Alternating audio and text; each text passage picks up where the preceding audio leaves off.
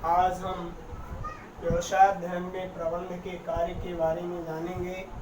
तो हम जानते हैं कि प्रबंध के कार्य दो प्रकार के होते हैं, प्रमुख कार्य और सहायक कार्य।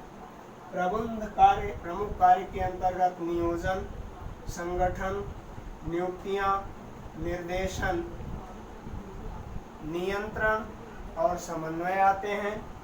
सहायक कार्य के अंतर्गत निर्णयन, शोध या अनुसंधान, नवाचार या नवप्रवर्तन और प्रतिनिधित्व।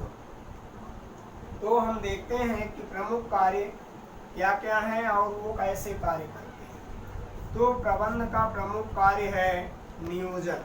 नियोजन का तात्पर्य है हम कार्य को करने से पूर्व भविष्य में क्या क्या समस्याएं आ सकती हैं, क्या क्या चुनौतियां आ सकती हैं, उन चुनौतियों के बारे में क्या क्या कर सकते हैं, ये जब हम जानेंगे तो उसको नियोजन करते हैं। जो जो कार्य करते हैं, नियम बनाते हैं, क्या समस्याएं आएंगी, किस किस की आवश्यकता पड़ेगी, कितने कर्मचारी लगेंगे, क्या उत्पादन करें, ये जो पूरा कार्य है ये नियोजन के अंतर्गत आता है। तो नियोजन में भविष्य की आवश्यकताओं को अनुमान हम लगा लेते हैं कि इसमें क्या क्या काम, क्या क्या आवश्यकताएं हमें भविष्य में पड़ सकती हैं। हम जो कार्य करने जा रहे हैं, प्रबंधक जो होता है वो दूसरों से कार्य कराने की कला को करने वाला जो होता है वही प्रबंधक होता है। तो प्रबंध के प्रमुख कार्य पहला जो है वो नियोजन।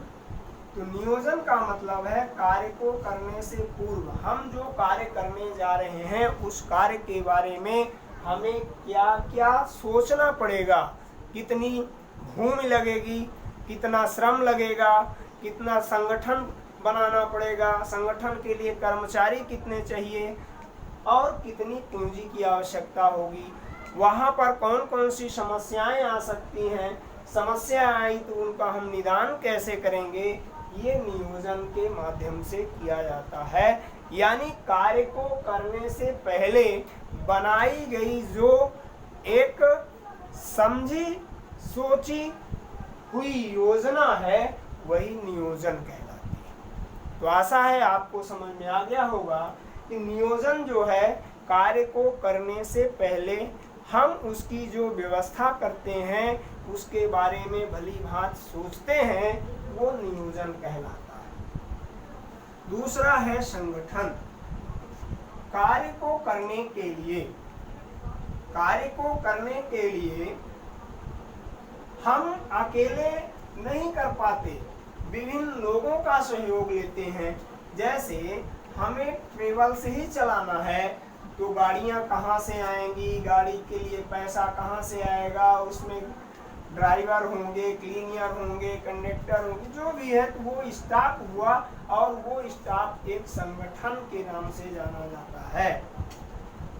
तो संगठन के माध्यम से जब हम कार्य को करते हैं तो वह हमारे लिए आसान भी हो जाता है और कई लोगों के साथ करने से वह हमारे लिए सुगम भी हो जाता है।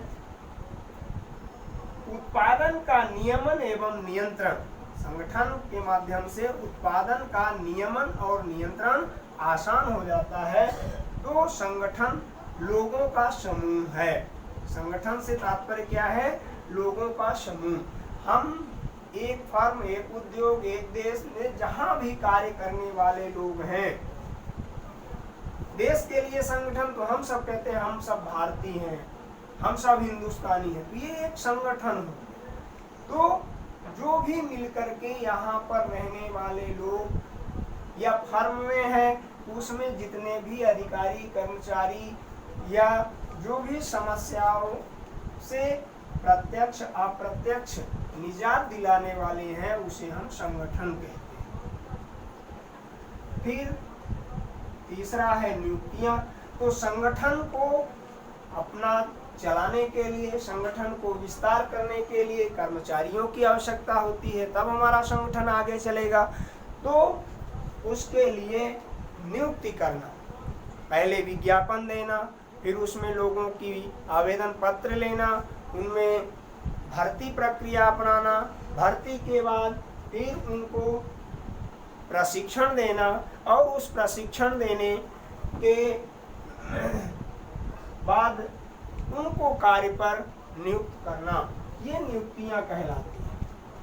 अगला है निर्देशन। प्रबंधक का निर्देशन का कार्य भी प्रमुख होता है। पहला पर्यवेक्षक। निर्देशन के 4 अंग हैं: पर्यवेक्षण, संदेशवाहन, नेतृत्व और अभिप्रेरण। तो पर्यवेक्षण यानी देखरेख, पर्यवेक्षक यानी देखरेख, जिसको आजकल हम सुपरिटेंडेंट कहते हैं। सुपरविजन करना, देखरेख करना, उसका कार्य हमारा जो सौंपा गया है, निर्देश जो प्राप्त हुआ है, उस कार्य को सही ढंग से किया जा रहा है कि नहीं किया जा रहा है, ये पर्यवेक्षण का काम होता है। दूसरा है संदेशवाहन। जो ऊपर से निर्देश प्राप्त हुआ, दिशा ज्ञान प्राप्त हुआ, उसको सब में बांटना ही संदेश वाहन का कार्य होता है। संदेश दिया जा रहा है तो उस संदेश को भली भांति यथावत जैसा हमारे ऊपर के प्रबंधक द्वारा दिया गया, उसको हम अपने कर्मचारियों तक, निम्न स्तर तक, जमीनी स्तर तक उसको पहुंचाने का प्रयास करें। फिर तीसरा है नेतृत्व। नेतृत्व से तात्पर्य है अगुवाई करना। नेतृत्व से तात्पर्य है अगुवाई करना।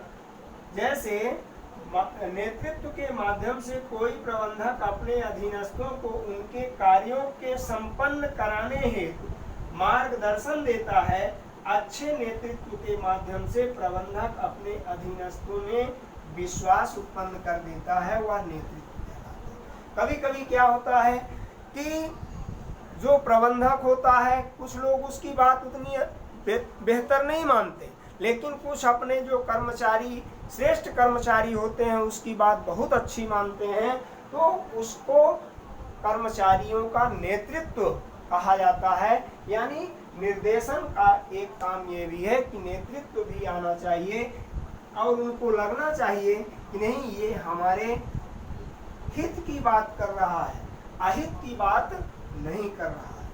और चौथा है अभिप्रेरण।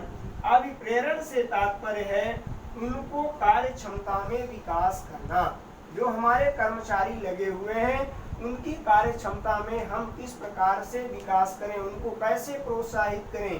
तो जैसे आप लोगों को कभी बताते हैं फला विद्यार्थी ऐसा था, आज भी हम लोग जब आपके सामने व्यक्त करते हैं तो लव कुश, ध्रुव, प्रहलाद, सीता, सावित्री ऐसा वर्णन करते हैं, क्योंकि उनके गुण जो हैं वो समाज के लिए आदर्श हैं और वो समाज को कुछ प्रेरणा दे सकते हैं।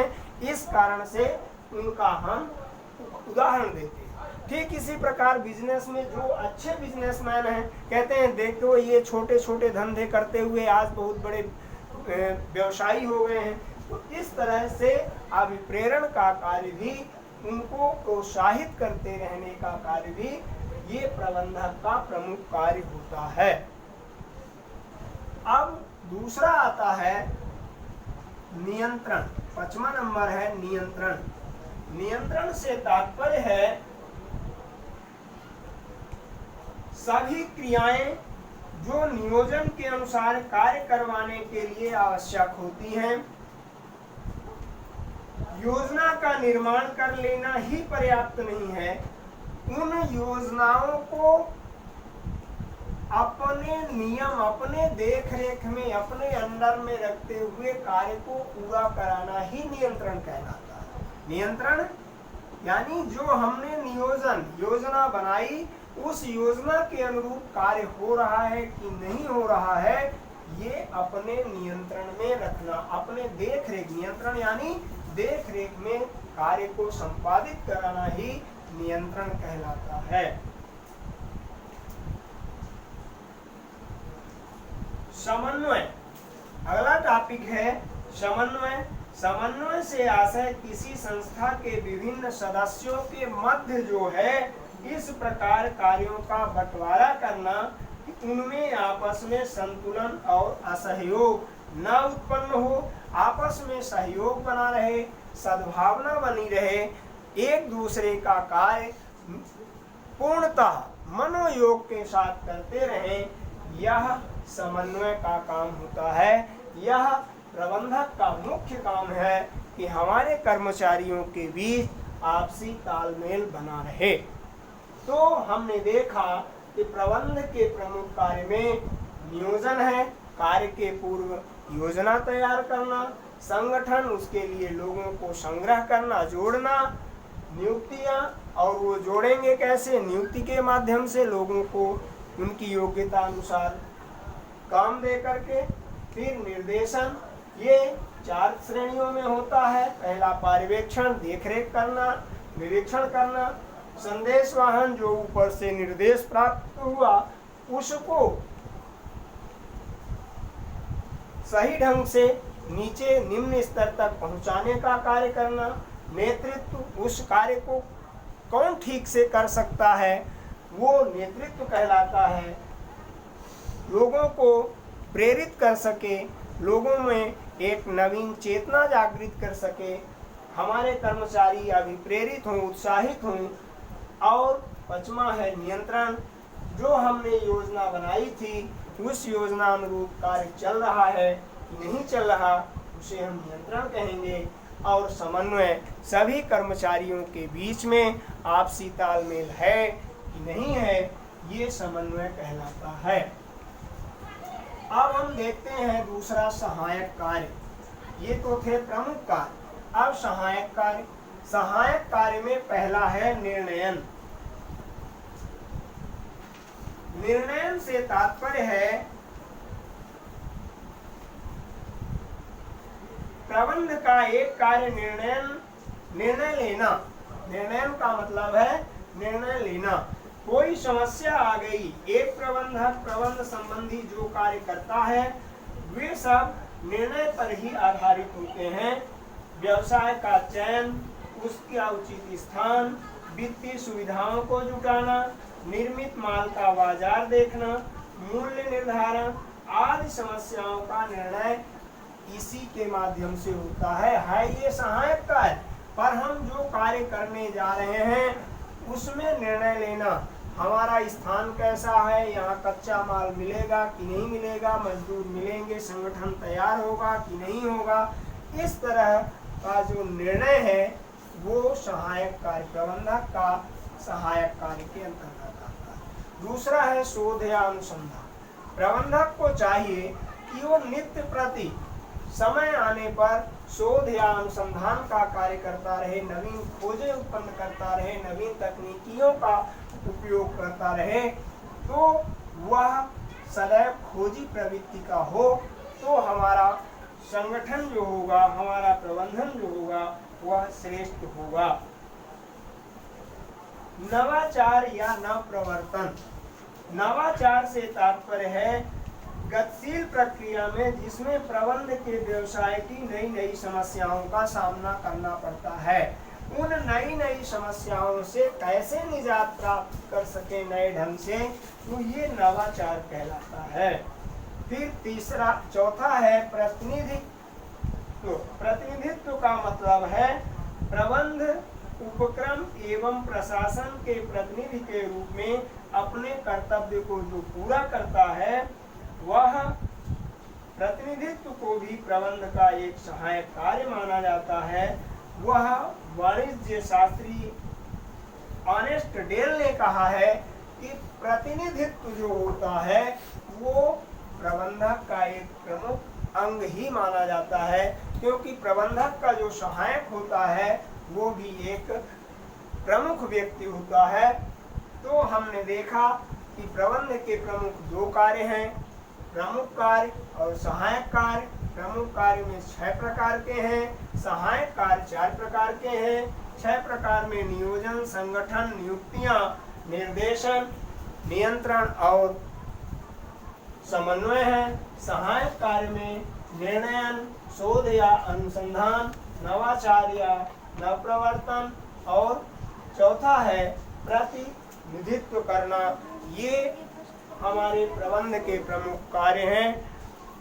इस तरह हम आज प्रबंध के प्रमुख और सहायक कार्यों के बारे में जाने। बस आज इतना ही। धन्यवाद।